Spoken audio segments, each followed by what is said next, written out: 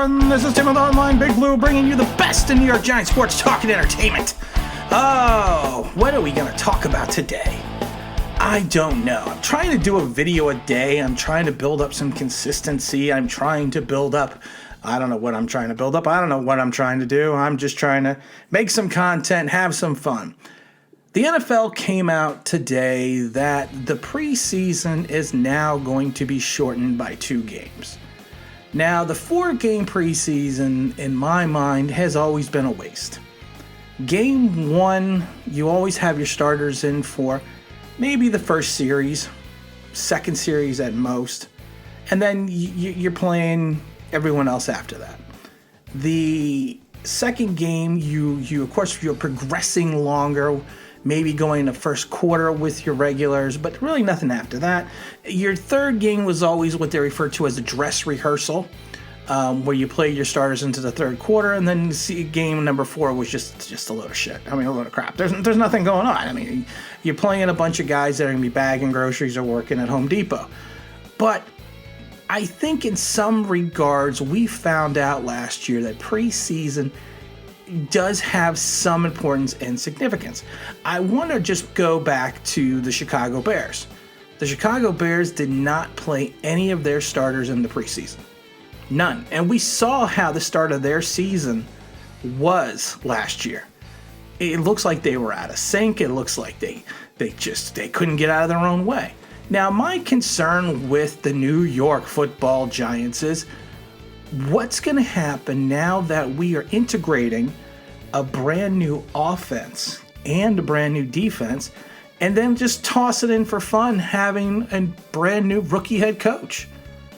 I wasn't thinking that preseason was going to be monumentally important for the Giants, but I felt that this year, the ability and the experience some of these young players could receive during the preseason was going to be invaluable.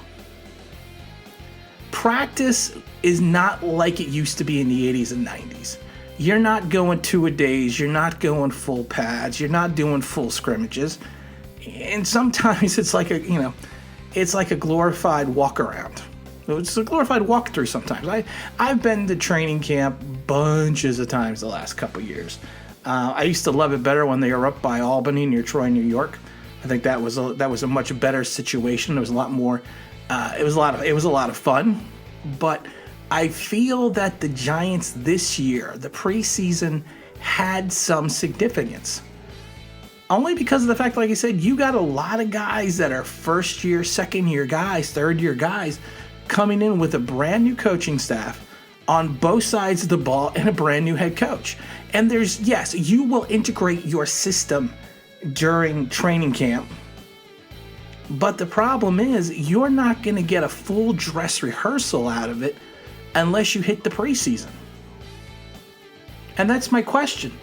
How is Jason Garrett going to be able to integrate a new system with Daniel Jones? Now, Daniel Jones, he ran a system last year under Pat Shurmur, and now he's going to be running another offensive system. So technically, going back to college, this will be his 3rd system in 3 years. So, I mean, can they implement it in the preseason? Of course they can. I mean, in training camp, of course they can. But like I said, it takes time getting those reps, getting that timing down. And there's just so much that you can do against your own defense.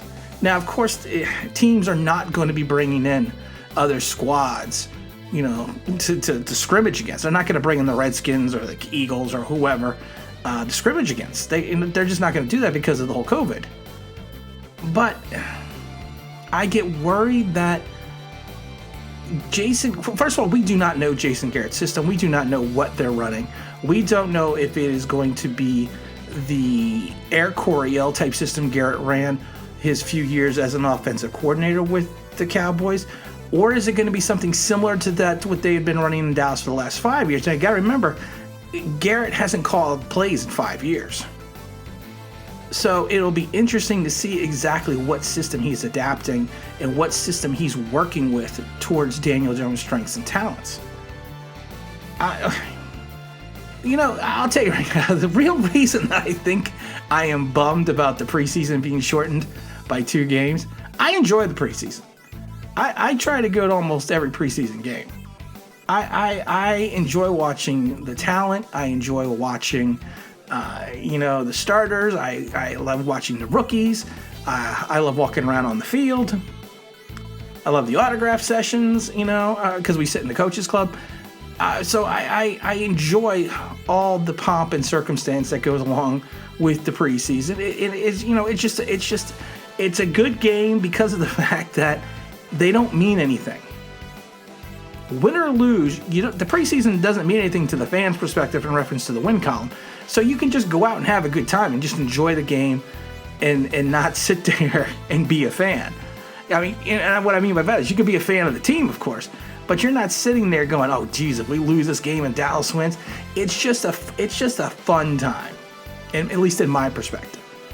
So I think that's one of the reasons. But like I said, I do get worried that we have so much young talent and so much new talent on this roster.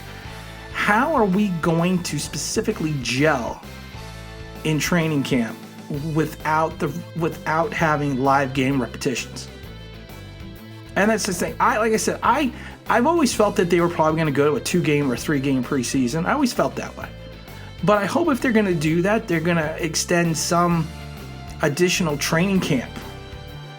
And in reference to that, it means they have the CBA. They have a whole bunch of rules and everything else that you can only practice a certain amount of days. You can only do this. You can only do that. Blah blah blah blah blah blah blah. Like I said, I liked it back in the 80s and the 90s. You went to training camp then; they were hitting people. Even in the early 2000s, when I was over at working for Tampa Bay, you were hitting people. I was watching Mike Allstat run over people in training camp.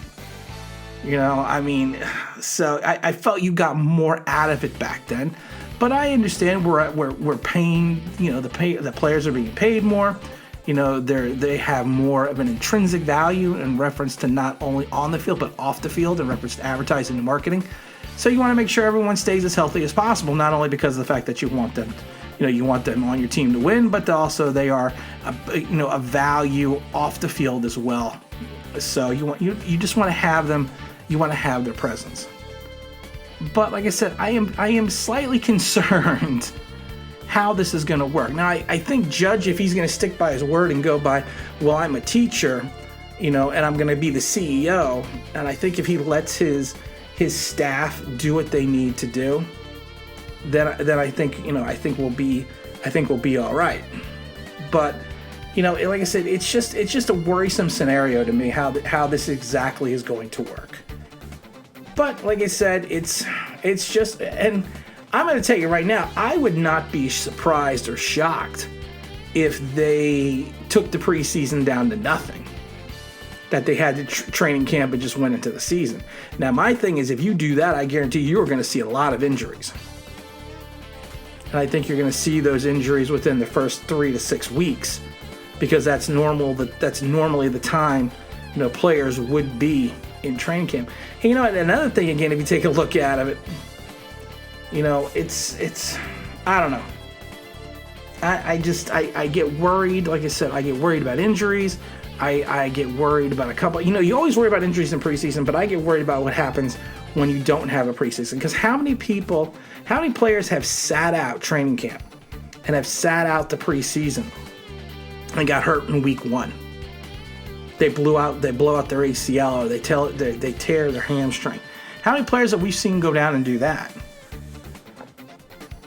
I'm not 100% sure. One other topic we're gonna briefly touch on is the fact that we are going to be doing a live stream. Yes, I have stated multiple times that we are not going to do live streams. We're not going to get into that, but I've gotten a couple requests, and I think it may be interesting if we do 1 or 2, and I'm thinking we may invite a guest on and have them help us out with it, especially the first one, because I have no clue what we're doing. But I think that'll be interesting. And also, I am remiss because I have not been telling people that you can also follow us on Twitter at Online Big Blue 1 on Twitter. That's Online Big Blue 1. Or if you want to send in a question, comment, or you just want to drop me a line, you could also just email us at onlineBigBlue@gmail.com. Again, that's onlineBigBlue@gmail.com. I've had a bunch of people just say, hey, no, listen, we can't get a hold of you. You know, we want to give you some ideas. We want to give you some insight. And again, like I said, you can follow us on Twitter at onlineBigBlue1, or you can email us at onlineBigBlue@gmail.com. And hopefully we'll get some more clarity, because I'm also worried what's going to happen with the Giant Jet, annual preseason game. So we're going to see. I think we'll get a little bit more fluidity with the situation when they come out more with the schedule of the preseason, exactly how they're going to do it. But again, this is Tim with Online Big Blue, bringing you the best in New York Giants sports talk and entertainment. And as always, if you could like, if you could subscribe, if you could ring that bell, I think you know what that means. That'd be awesome.